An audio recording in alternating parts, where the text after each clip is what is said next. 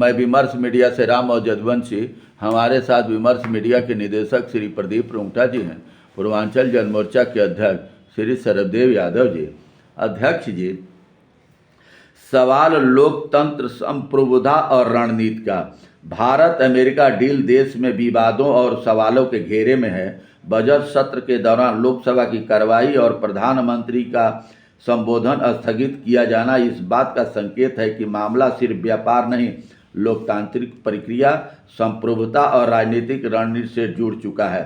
इस समझौते के लिए सबसे बड़ा सवाल तीखा प्रक्रिया और पारदर्शिता का है। विपक्षी दलों का आरोप है कि इस डील की घोषणा भारत की संसद से पहले अमेरिका के राष्ट्रपति की ओर से हुई है। ऐसे में सवाल स्वाभाविक है कि जब कोई अंतर्राष्ट्रीय व्यापार समझौता देश की अर्थव्यवस्था, किसानों, उद्योग और उपभोक्ताओं के प्रभावित करता है, तब उसकी पूरी जानकारी पहले संसद के पटल पर क्यों नहीं रखी जाती। इस पर आपका क्या विचार है? अमेरिका घोषणा कर रहा है। नमस्कार, जय हिंद, जय भारत।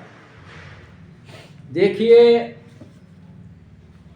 जब ऑपरेशन सिंदूर चला जी, तो 50 बार ट्रंप ने कहा कि हमने समझौता कराया है जी, हमने ये करवाया है, लेकिन हमारे यशस्वी जी एक बार भी कुछ नहीं बोले। दूसरी बात, यदि कोई जी, अमेरिका का क्या है कि हम टैरिफ जो है 50% लगाएंगे जी, लेकिन 50% लगा दिया और इसलिए लगाएंगे, खुलेआम तो कह रहा है, इसलिए लगाएंगे कि आप रसिया से तेल लेना बंद करें और हमारे यहाँ से तेल और हमारे यहाँ से व्यापार करें जी। लेकिन ये मामला रुका नहीं। हमारे प्रधानमंत्री जी का मुंह खुला नहीं जी, कि भाई क्या हुआ। जी, अमेरिका ने हमारे देश के नागरिकों को हथकड़ी लगा करके भेजा, लेकिन फिर भी हमारे यशस्वी जी मौन रहे, कोई जवाब नहीं। जी, एक गेम हुआ है। जी, अमेरिका ने अपने आप ही डिक्लेयर किया है जी, कि आपका ऊपर तो हम 18% जीएसटी लगाएंगे, टैरिफ लगाएंगे, जी, लेकिन हमारा माल जो बिकेगा वो 0% पर रहेगा। तो ये आपका हिंदुस्तान को क्या फायदा हुआ भाई? जी। आप तुरंत सिलेंडर बोल के कह रहे हैं कि हाँ जी ठीक है जी, मंजूर है जी। क्यों भाई मंजूर है? आप जो है पूरे देश को गिरवी रख दिया। अध्यक्ष जी, इसी पर सवाल है। अब जो अभी बोल रहे हैं कि अभी सारी अब उसके तरफ से डील हो रही है। आपत्ति यहाँ अध्यक्ष जी ये है कि आपत्ति केवल राजनीतिक सोच से नहीं है, बल्कि भारत की संसदीय प्रभा से जुड़ा गंभीर प्रश्न है। अतीत में चाहे WTO समझौते हो, परमाणु करार हो, यूरोपीय संघ के साथ FTA हो, हर बड़े अंतर्राष्ट्रीय समझौते पर संसद में विस्तृत चर्चा हुई है। ऐसे में विपक्ष का यह पूछना है कि डील का टेक्स्ट आधारित विवरण क्यों नहीं दिया गया, लोकतांत्रिक जिम्मेवारी के दायरे में आता है। विपक्ष इसे राष्ट्रीय संप्रभुता से जोड़कर देख रहा है, इसलिए विरोध उग्र हो रहा है। माने कि कोई भी समझौता विदेश से होता है तो पहले संसद में बात होती है और विपक्ष को भी भरोसे में लिया जाता है। सरकार अपने आप ही सब व्यवस्था में करती चली जाए, और वो भी सरकार नहीं घोषणा कर रही है, अमेरिका के राष्ट्रपति कर रहा है, इसलिए विपक्ष उग्र हुआ पड़ा है, विरोध प्रदर्शन कर रहा है। ये पहले बताइए जी, यदि अमेरिका से तेल लेते हैं जी, तो क्या हमारे यहाँ 60-70 रुपये लीटर पेट्रोल हो जाएगा क्या? नहीं। फिर क्या फायदा है? नहीं, अमेरिका अध्यक्ष जी यहाँ कहता है कि अमेरिका कहता है कि रूस से तेल खरीदना बंद करो कि यूक्रेन से जूझ लड़ रहा है। तो रूसिया तो यूक्रेन अपनी संप्रभुता की रक्षा के लिए कर रहा है, वो अपने बॉर्डर की सुरक्षा के लिए, अपने देश की सुरक्षा के लिए लड़ रहा है। नाटो में अगर यूक्रेन नहीं शामिल होता तो रसिया आक्रमण नहीं होता। आपस की लड़ाई, नाटो वहां तक उनके घर तक पहुंच जाएगा तो क्या संवैधानिक कोई देश अपने रक्षा नहीं कर सकता है? सारी बात है। और क्या गारंटी है कि अमेरिका से भारत तेल खरीदेगा तो आतंकवाद खत्म हो जाएगा? जिस अमेरिका ने पाकिस्तान को वो आतंकवादियों का अध्यक्ष बना रखा है, और वही अमेरिका में अफगानिस्तान में भी आतंकवादियों का पाल पोस करके, और ये ओसामा बिन लादेन तक सबको पाला पोसा इसी ने है ना। देखिए, सवाल इस बात का है, देश ये जानना चाहता है, आप एक देश हो जी, आपके अंदर आप एक विश्व स्तर में आपकी ये मर्यादा है, जी लेकिन आपने ऐसे गिरवी रख दिया जी कि देश पूछता है, जी देश आपका ही नहीं है, जी सबका है। जी। आज यदि नहीं नहीं, ये प्रधान इसी में थोड़ा सा सवाल है। प्रधानमंत्री जी कहते हैं कि 140 करोड़ से हमारा माने कि एक आशीर्वाद भी मिला है, तो 140 करोड़ वोट इनको मिला है, 35% की 33% इनको वोट मिला हुआ है, बाकी 65% तो विपक्ष का वोट है। सब कुछ है, आप प्रधानमंत्री भी हैं, लेकिन क्या आपने मनमानी करेंगे क्या? मेन चीज है कि रसिया से तेल लेना बंद करना, जी आपकी गुलामी स्वीकार हो रही है। आत्मघाती कदम होगा। हमारा विश्वसनीय ऐतिहासिक विश्वास पात्र दोस्त है वो।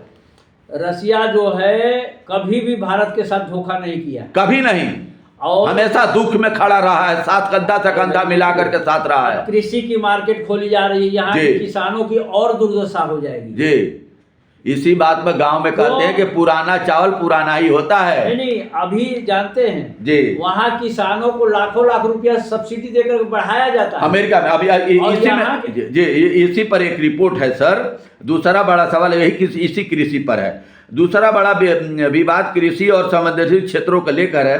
टैरिफ कटौती का सीधा लाभ अमेरिकी कृषि उत्पादों, डेयरी और अन्य संवेदनशील वस्तुओं पर मिलेगा, जिससे भारतीय बाजार में उनकी आसान पहुंच हो सकती है। भारत में कृषि केवल आर्थिक गतिविधि नहीं बल्कि सामाजिक संरचना का आधार है। छोटे और सीमांत किसानों की आजीविका पहले ही महंगाई, जलवायु परिवर्तन और बाजार की अस्थिरता से जुड़ रही है। ऐसे में यह आशंका जताई जा रही है कि अमेरिकी उत्पादों की प्रतिस्पर्धा भारतीय किसानों को और कमजोर कर सकती है। विपक्ष ने ऊर्जा सुरक्षा का मुद्दा भी उठाया है। क्या इस डील के तहत भारत ने अपनी ऊर्जा नीति से किसी तरह का नकारात्मक समझौता किया है? इसका विश्लेषण करें तो हम पाएंगे कि भारत अमेरिका व्यापार समझौता 2024 केवल टैरिफ कटौती का मामला नहीं है। यह लोकतांत्रिक पारदर्शिता, घरेलू राजनीति, वैश्विक वित्तीय अस्थिरता, ऊर्जा सुरक्षा व भू राजनीतिक समीकरणों का संगम है। विपक्ष के सवाल लोकतंत्र को मजबूती देने के लिए जरूरी है। ये विपक्ष को 33-35% वोट पा करके अपने 140 तो सबको अपने में लपेट लेते हैं कि सबका आशीर्वाद मिला हुआ है सब, तब विपक्ष को भरोसे में क्यों नहीं लेकर संसद में बहस करके अमेरिका से डील करते? देखिए, अमेरिका से भरोसे में थोड़ी लेकर के विपक्ष को डील कर रहे हैं। अमेरिका आज भी फंसाया है जी, और इसमें ये फंसे हुए हैं जी। अमेरिका जो बोल रहा है कि उठ पुतला उठ, ये ऐसा है अध्यक्ष जी, ये पार्टी उद्योगपतियों की है, अडानी अंबानी का, इन लोगों का बिजनेस वहां फंसा हुआ। ये अमेरिका के राष्ट्रपति भी बिजनेस करता है, ये भी बिजनेस है। हमारे आम किसानों से, गरीब पिछड़ा दलित आदिवासी गांव के लोग, इनसे कोई मतलब नहीं है। कहाँ जा रहा है? शिक्षा पर देखिए, शिक्षा की दशा हमारे देश के अंदर क्या है, स्वास्थ्य की दशा हमारे क्या है। यहाँ जो है जब तक शिक्षित लोग नहीं पहुंचेंगे, समाज के विकसित लोग नहीं पहुंचेंगे, इसके बाद जो है देश का उद्धार नहीं होना है। जी, राहुल गांधी इनसे सवाल करते हैं तो वह कोई ना कोई पंगा। अच्छा बताइए, जब कुत्तों की गिनती होने की बात आई थी तो टीचरों के लिए पहले लगाया था कि नहीं लगा?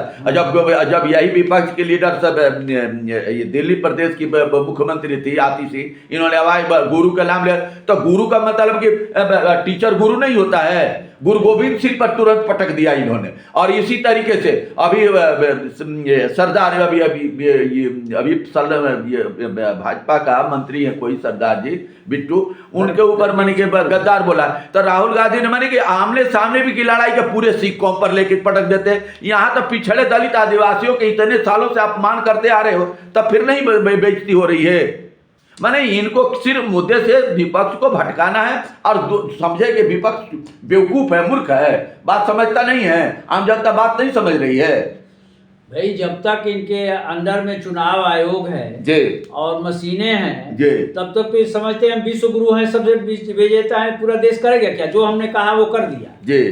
लेकिन जनता है इसी धरती पर बड़े बड़े जननायक और बड़े बड़े जन आंदोलन शुरू हुए हैं जी, और जो ने अपने को महाशक्ति और सब कुछ समझने की कोशिश किया जी, उसका अंत हुआ है जी। आज यदि कांग्रेस जी इमरजेंसी और ये सब लगा करके अपने आप को डिक्टेटरशाही नहीं होती जी, तो ये दिन नहीं आता। इतनी कमजोर नहीं हुई हो। लेकिन आज वो उसकी ये हाल है, जी। तो यही हाल आपका भी होने वाला है। आजकल तो अघोषित आपातकाल लगा हुआ है। ये आज इस दिन ये आपत्ति के विरोध में यदि पूरा देश उबलेगा, जी उस दिन आपका कहाँ जाएंगे इसका कोई पता नहीं है। जी लेकिन जल्दी से आदमी जनता के वोट से जनता के लिए आप आए हैं, जी और जनता के विषय में सोचना चाहिए कि जनता का भला किसमें है। जी। लेकिन सबसे मेन मसला है कि शिक्षित समाज करिए। जी। समाज शिक्षा पर और स्वास्थ्य पर 2 विषय पर ध्यान दीजिए। किसान में गांव ग्रामीण विकास को मजबूत करिए। किसान मजदूर मजबूत होगा तभी देश मजबूत होगा। बहुत बहुत धन्यवाद।